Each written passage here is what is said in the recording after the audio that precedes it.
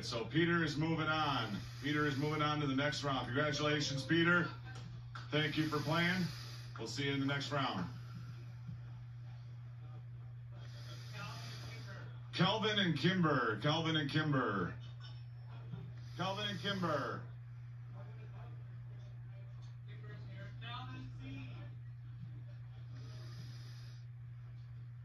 All right. Got our next competition coming up. It's Kelvin and Kimber.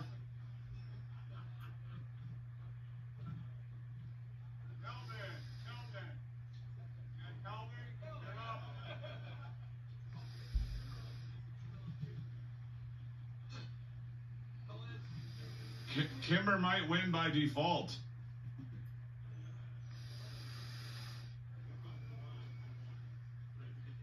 All right, we're gonna move to the next two competitors. We got Dean and Kenny. Dean and Kenny, come on down. Dean and Kenny.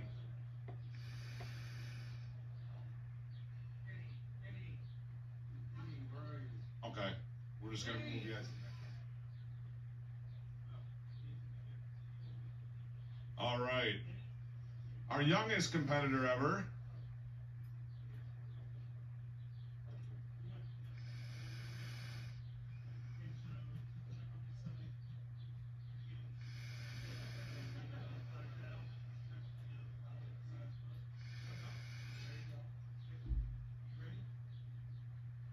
Oh wait, no, this is Kelvin. This isn't Kenny. Kelvin. All right, so we're gonna go back to Kelvin and Kimber. Kelvin and Kimber. All right, now we got it straight here.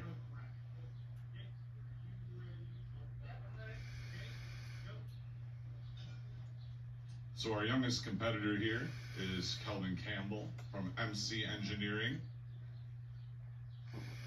His dad is a long-time attendee of the Bash.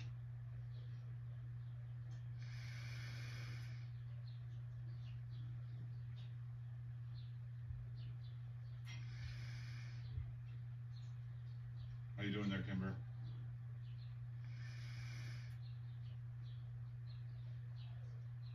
These guys are concentrating so hard. I should blow in their ear or something. Do you need a back rub? Mark, what are you seeing from the competition so far? I'm seeing some people that want to win. What they don't realize is they're probably not going to. You see, there can only be one winner here, so statistically the odds are against them. That really adds to the pressure on the competition bench. The good news is these guys are stone cold killers. They have no idea what I'm even saying right now. It's not that I'm standing 2 feet away from them and completely distracting them. No, they don't even know I'm here, which is pretty exciting stuff. Again, they're not going to win. Statistics are against them, but you got to keep trying. Back to you. Thanks, Mark. All right, they're getting close here. Kelvin's dialing it in.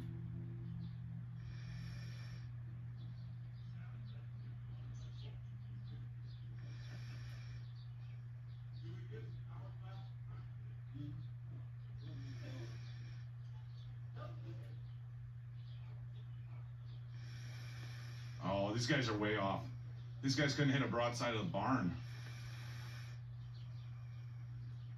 Oh, that's pretty close. All right, I'm higher.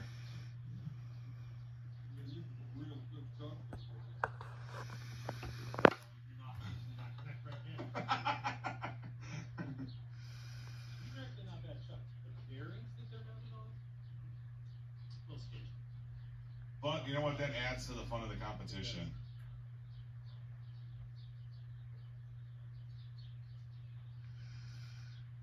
Looks like we're getting ready to call this. Kelvin's going for perfect. Kimber's just trying to get within 300 thou right now.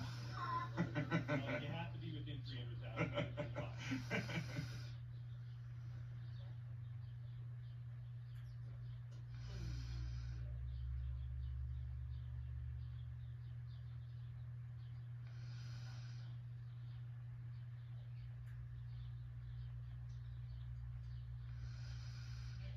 Kelvin's dad standing over his shoulder, watching on. Pressure is tight.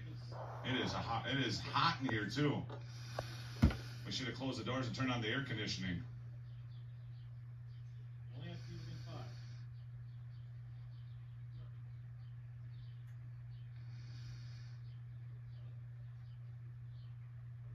5. Oh, so close. They're both so close.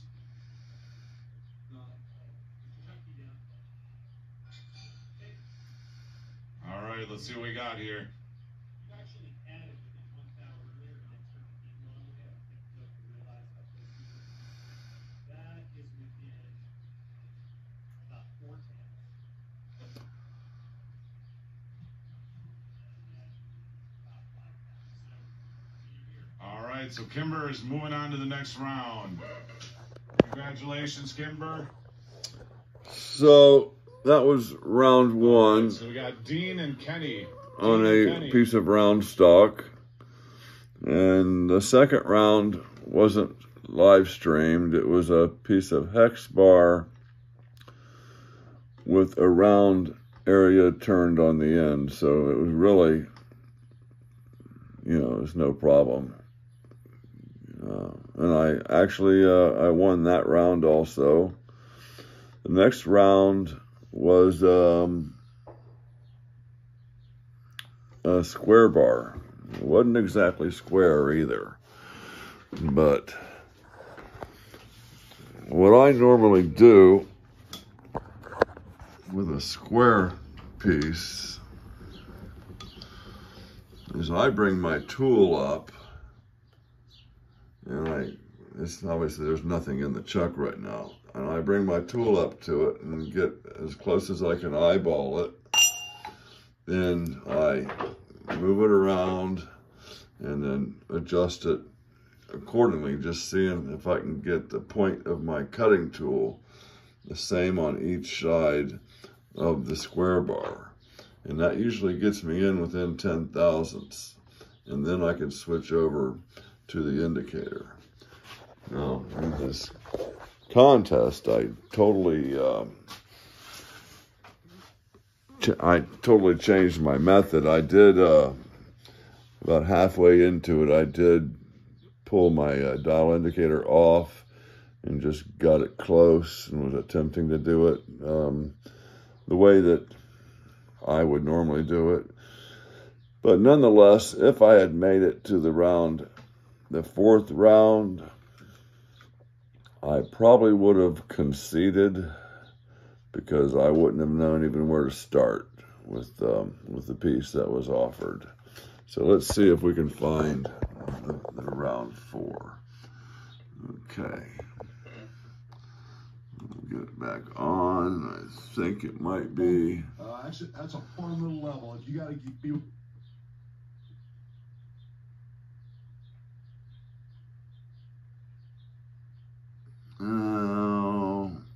It may be in the next video. Not yet. Yeah, here it is. So let's back it up a little more. Now, Have to be within 5 thou. And you do have to. Okay, here we go.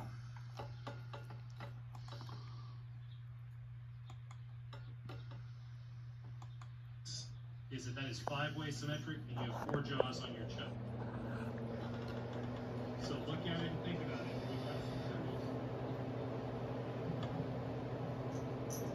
You will get a pry bar to use and a hammer for tapping. Those are yours, and you can stick them in here or wherever is convenient. Stick those in your head. And while the obvious solution is to bridge over a couple of those ribs with a piece of shim or with the pry bar, you're not allowed to. Yeah, you can't leave it in the chuck. You can use it to manipulate it or to pop it out and tap it around, whatever you need to do. But you got the chuck on the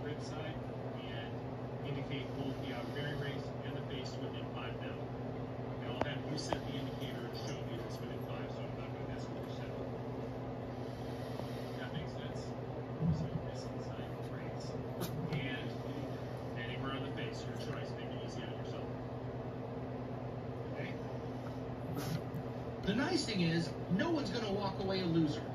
The winner, in addition to getting all the prizes and a little bit of cash, the loser's going to walk away with a little bit of cash. It's going to be exciting. I'm ready. Are you ready, Brian?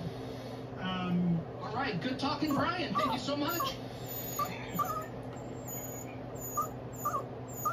Are you guys ready? Doesn't matter if I'm ready. Are you guys ready?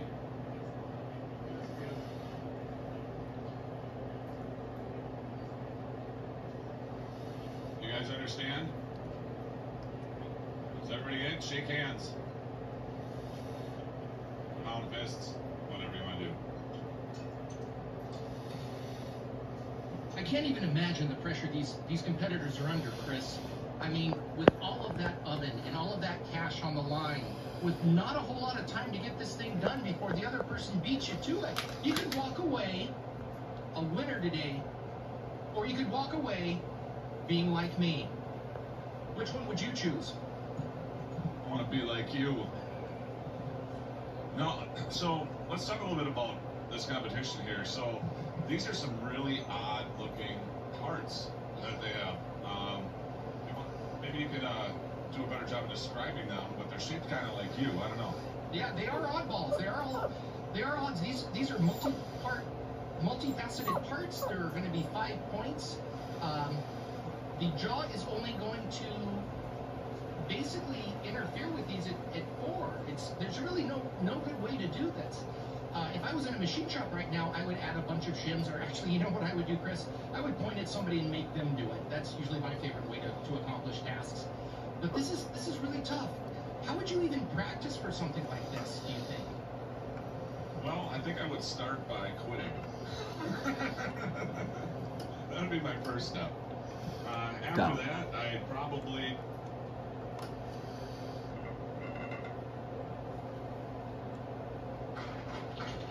I wouldn't...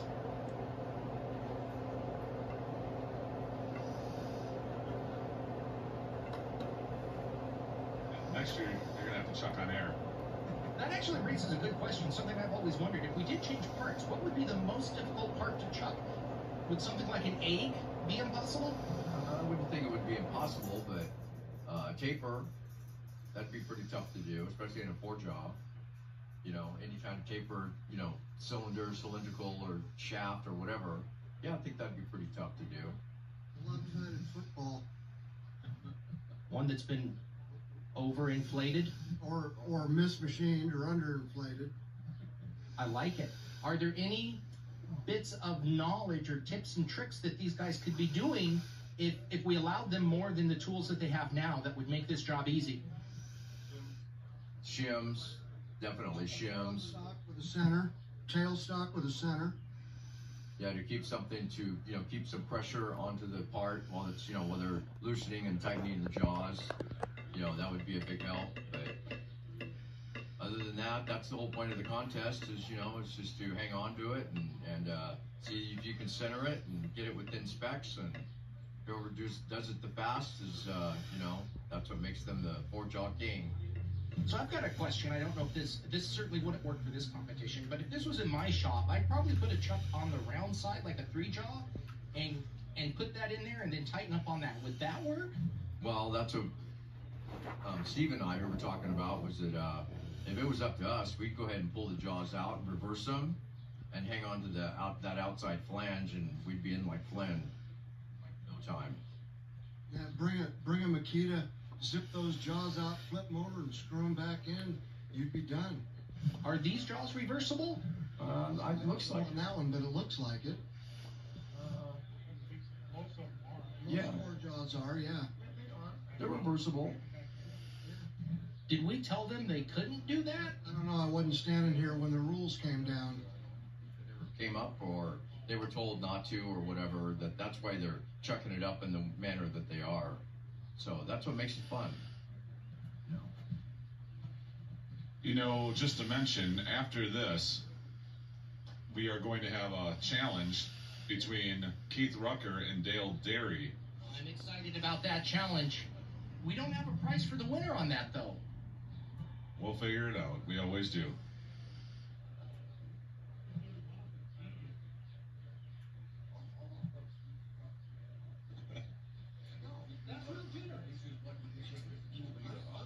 Razor, you got a car you were gonna put up, right? Oh yeah. Yeah, my 1970 TA Challenger. Yeah, that's what I thought. That's what I thought.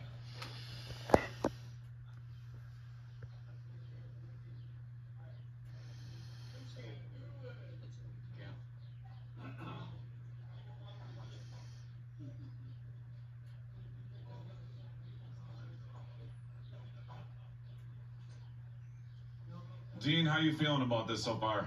The pressure is on me. Competition is tough. What are you gonna do with that oven? Well, first thing I got to do is find a flat spot for it. And these wheel hubs are going in it.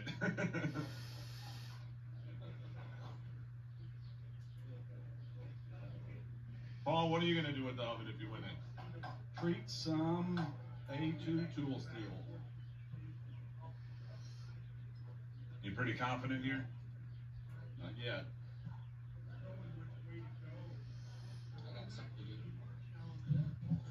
Now, one of the people that you never hear from in one of these types of competition is the cameraman. Let's find out why. I have no idea what's going on. That's why. Oh, we're down. We're down. It's time to do a little bit of testing, a little bit of measuring.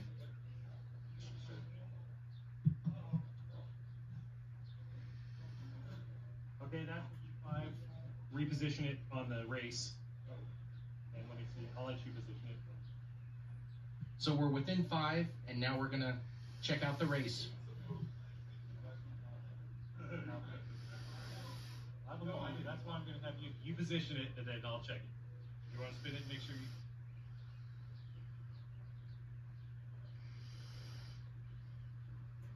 Okay. Let me see where you got the tip. Yep. Congratulations.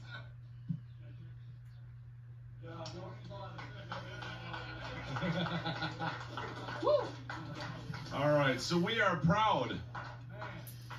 So, all right, so Mark took this apart. Now we got to get it back together. I'll work on that. Let's get the second place prize. No, there we go. We got it. All right. So first things first, your belt. You have to come back next year to defend the championship. Yeah, and you have to polish it before you bring it back. But we do have a prize for the second place person. It's an autographed bottle of water, and there's money in it.